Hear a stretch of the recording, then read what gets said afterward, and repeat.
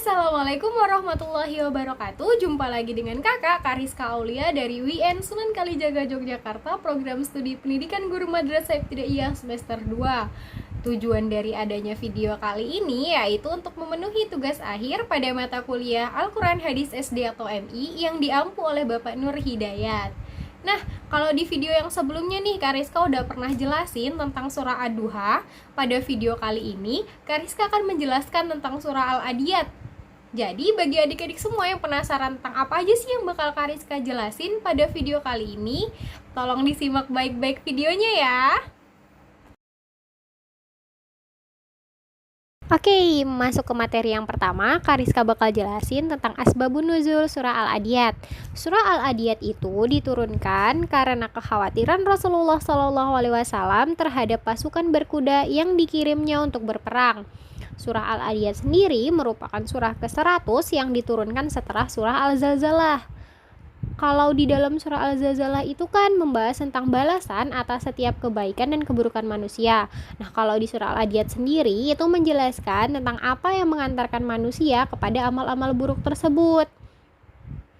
Selain itu, surah Al-Adiyat juga secara umum menunjukkan kerugian manusia pada saat hari kiamat, seperti ketika mereka ingkar kepada nikmat Allah SWT, bakhil karena terlalu cinta dunia dan tidak menyiapkan bekal untuk akhirat.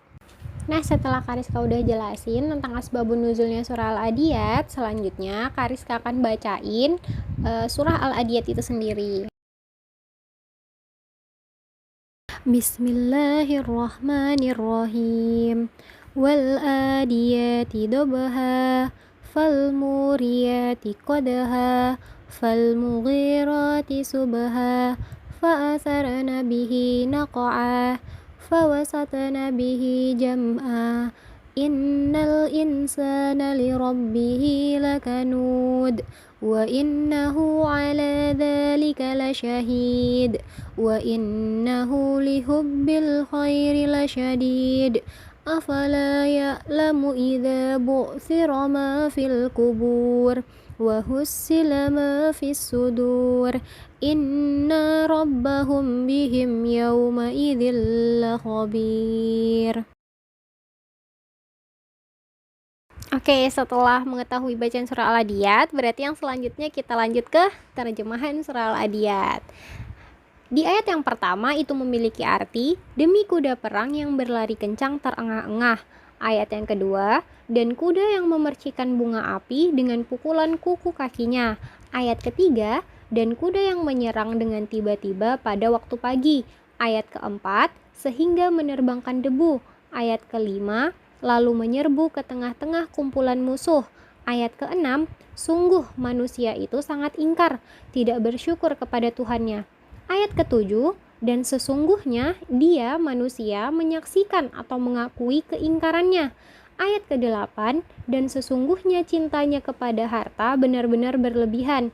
Ayat ke-9, maka tidakkah ia mengetahui apabila apa yang di dalam kubur dikeluarkan? Ayat ke-10, dan apa yang tersimpan di dalam dada dilahirkan? Ayat ke-11, sungguh Tuhan mereka pada hari itu maha teliti terhadap keadaan mereka. Oke, yang selanjutnya yaitu isi kandungan surah Al-Adiyat. Ada beberapa nih isi kandungan dari surah Al-Adiyat. Yang pertama yaitu, di dalam surah Al-Adiyat, Allah bersumpah dengan kuda perang dan sifat-sifatnya.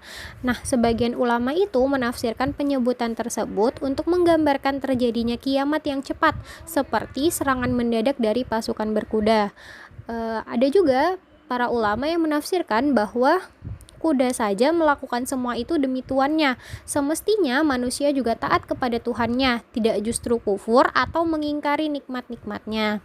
Yang kedua yaitu surah ini mengecam manusia yang ingkar kepada Allah dan tidak bersyukur atas nikmat-nikmatnya. Yang ketiga yaitu manusia yang ingkar, mereka sendiri bisa menyaksikan keingkarannya, baik di dunia melalui ucapan dan perbuatannya. terlebih nanti di akhirat dengan melihat akibat keingkarannya.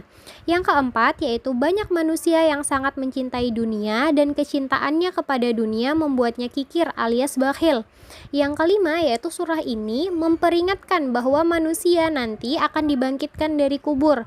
Yang keenam, setelah manusia dibangkitkan dari kubur akan ditampakkan apa yang selama ini mereka sembunyikan di dalam hati, termasuk keingkarannya, kecintaannya kepada dunia, dan kekikirannya. Yang ketujuh yaitu Allah Maha mengetahui keadaan manusia, baik yang dilahirkan maupun yang disembunyikan di dalam hati terdalam sekalipun. Pengetahuannya menyangkut hal-hal yang detail serta tersembunyi. Betapapun kecilnya sesuatu dan betapapun tersembunyinya, pasti Allah akan mengetahuinya. Nah, materi yang selanjutnya yaitu keutamaan dari membaca surah Al-Adiyat nih.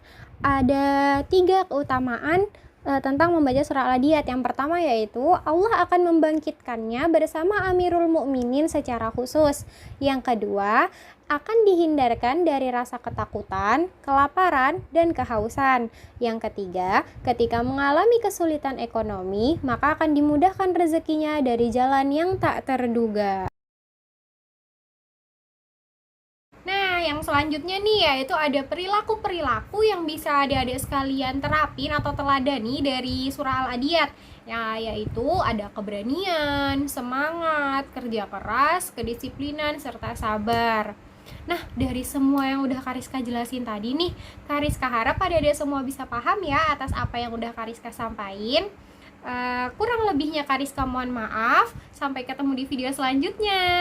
Wassalamualaikum warahmatullahi wabarakatuh.